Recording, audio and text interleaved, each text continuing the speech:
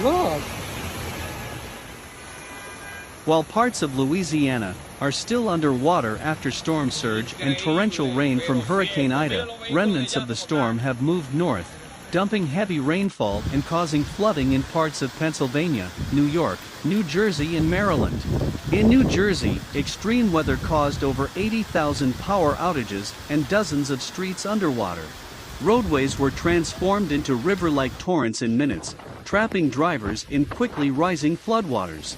Scores of vehicles were found abandoned on area roadways.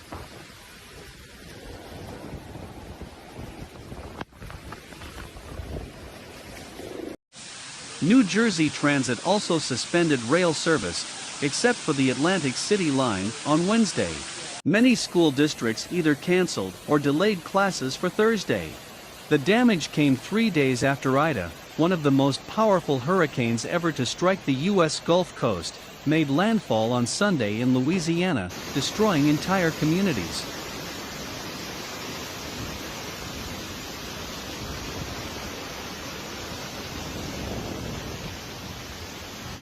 The governors of New York and New Jersey urged residents to stay home as crews worked to clear roadways and restore service to subways and commuter rail lines serving millions of residents.